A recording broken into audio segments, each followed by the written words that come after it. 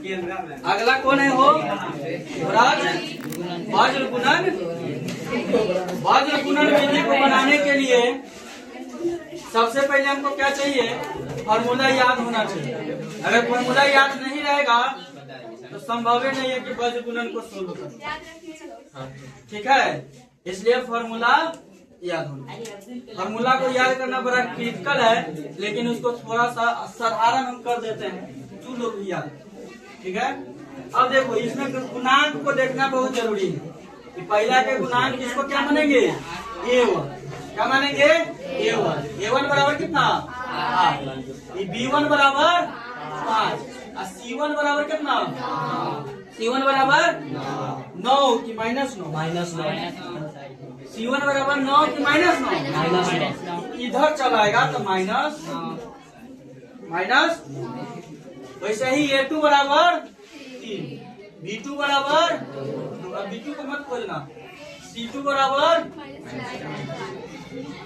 गुणांक हमको पता होना। आगे अब आ जाएंगे, इसको फॉर्मूला तक देख लेते हैं कैसे में। एगो पहले x ले लेंगे, x बटा रखेंगे। x का गुणांक, x का मान निकालना है तो x बटा। अब किसको रखेंगे वो हमको पता नहीं है, लेकिन हम यही के आधार पर हम निकालेंगे। देखो सबसे पहले B1 से शुरू करेंगे। गो एक रहेगा ना तो 2 रहेगा। B1 लिखेंगे।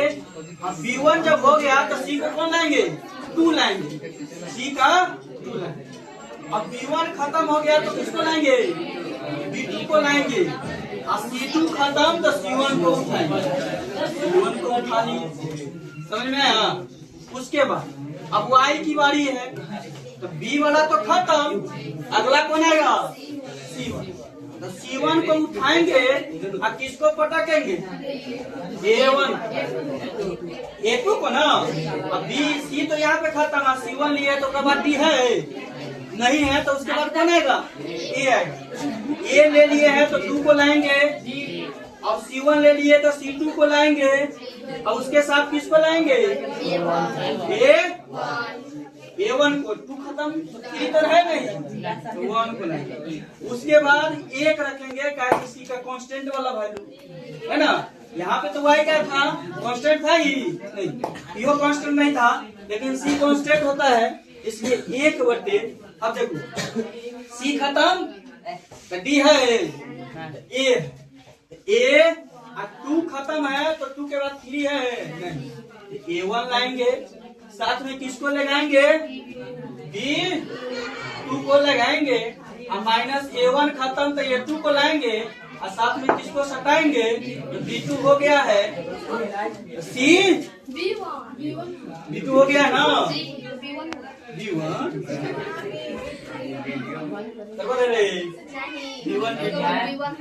B2 है, B वाला B1 है। ठीक है, इस प्रकार से हमारा फॉर्मूला तैयार है। समझ में आया? एक समझ में आया कि नहीं? अब फॉर्मूला मिलाओ तो सही है कि नहीं। देखो तो x बटे B1 C2 minus B2 C1 है। B1 C2 minus B2 C1 घंटा। जल ही जीवन है, वाटर करना है तो वाटर को सेव करना है। उसके बाद y वाला कितना है? y वाला को मिलाओ, y बटे C1 A2 minus C2 A1। उसके बाद कांस्टेंट वाला 1 बटे A1 B2 minus A2 B। समझ में आया? इस प्रकार से हमारा एक फॉर्मूला तैयार हुआ। किसका फॉर्मूला तैयार हुआ? वज्र गुणन मेथड का फॉर्मूला तैयार। अब इसी पर क्या रखेंगे? इसका वैल्यू रखते चल जाएंगे तो हमको क्या निकल के आ जाएगा? बताइए क्या निकल के आ जाएगा हो? तो हमारा ये फॉर्मूला निकल गया, तो इसका क्या निकाल लेते हैं? मान निकाल लेते हैं x का y का। तो देखो x के जगह पर x से रहने लेंगे। अच्छा B1 कितना है? B1 5 है, तो 5 और गुना में क्या? C2 कितना? -4। अब माइनस, अब देखो B2 कितना? 2 और गुने कितना? C1 कितना? माइनस 9 बराबर y बटे कितना। अब देखो C1 कितना है माइनस 9 गुने A2 कितना है 3 कितना है 9 है ना रे 9 है ना। अब गुने कितना A2 कितना 3 अच्छा माइनस C2 कितना -4 माइनस -4 और गुने कितना A1 कितना है कि नहीं। अभी कंप्लीट हो गया y का। अब एक वाला लाएंगे 1 बटे A1 कितना 8 और उसके बाद B2 कितना 2 माइनस A2 कितना A2 3 और गुने B1 कितना। अब कंप्लीट हो गया।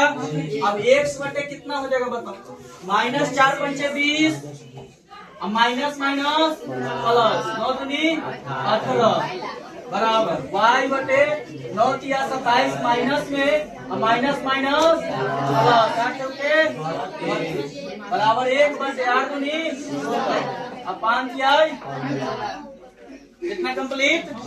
अगला x बटे कितना होगा -2 x बटे -2 को x का लिख सकते हैं माइनस x बटे 2 लिख सकते हैं कोई दिक्कत नहीं बराबर y बटे कितना 5 बराबर कितना 1 बटे अब देखो यहाँ पे जब इतना काम हम कर लेंगे तो क्या करेंगे x को y से कंपेयर नहीं करेंगे पहला को लास्ट वाला से फिर दूसरा को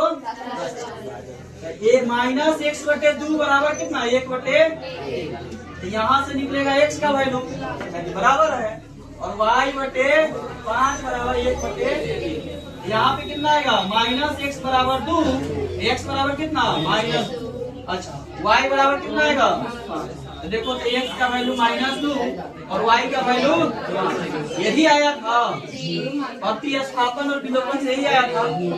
यही हमारा क्या हो जाएगा आंसर हो जाएगा कि किसका होगा वज्र गुणन विधि पूछता नहीं है।